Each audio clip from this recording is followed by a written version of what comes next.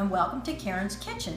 Today we're going to be preparing a traditional Passover side dish called Charoset. Charoset is made from 4 ingredients. A mixture of apples. Today I have Honeycrisp apple and Red Delicious apple, pecan pieces, cinnamon, and wine in varying amounts. Normally when we have our family Passover Seder, we have around 50 people. But due to COVID, we cannot do that this year again. So we will be having just our small nuclear family, and there will be 11 at our home. So I'm going to be making this on a much smaller scale than I would do normally for our family. So let's get started.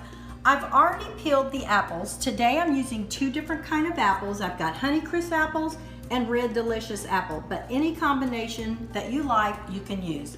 I've already peeled and cut the apples, and I have a bowl full of apples, and the next step is to chop the apples. You can use a food processor. I personally prefer using a hand chopper. I think the food processor chops it up just too much. So it's gonna be a little bit loud, but I'm gonna go ahead and start getting it chopped up. I'm gonna turn it, chop it again. And that's about the way that I like it, kind of chunky. So I'm gonna go through this entire bowl, get the whole entire bowl chopped up, and then we're gonna start putting the ingredients together. So here we go.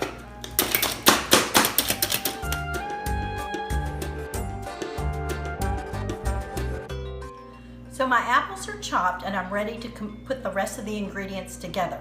I'm gonna be adding a cup of pecan pieces, large pecan pieces. So I'm just gonna drop them all in.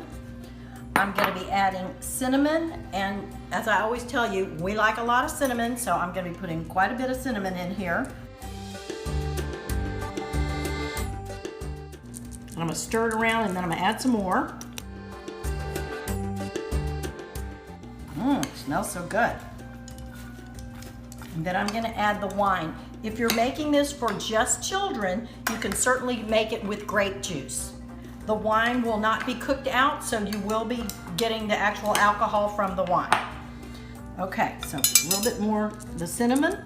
So don't worry if your apples start to oxidize, because you're going to be putting lots of cinnamon and wine and you will not be able to tell. So do not worry about that at all.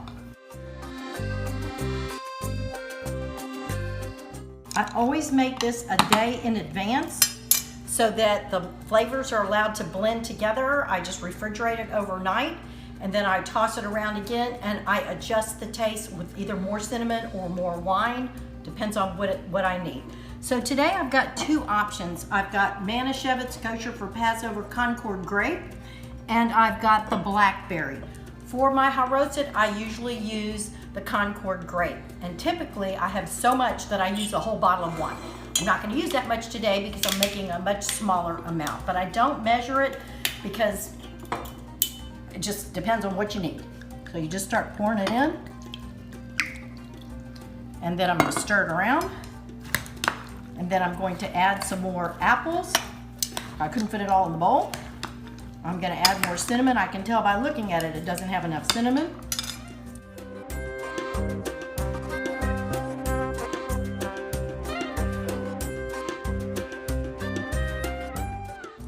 I'm going to add the rest of the apples that I chopped. I had to give it a little room there.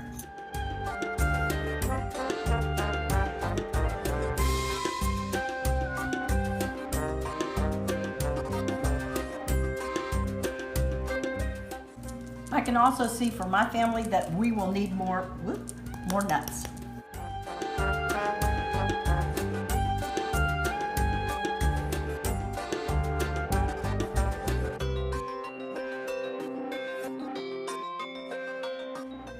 My beautiful bowl wasn't quite big enough for mixing, so I'm going to toss it into this bigger bowl, and then I'll put it back into the other bowl for serving.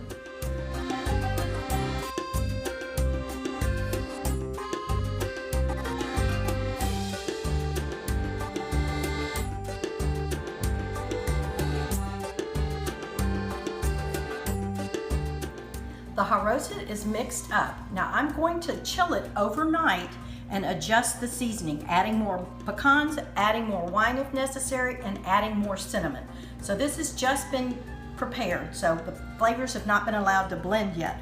But I am gonna plate it up on a piece of matzah. This is a whole piece, this is a part of a piece, and it tastes wonderful just on the matzah, and it tastes wonderful if you wanna add a little horseradish to it.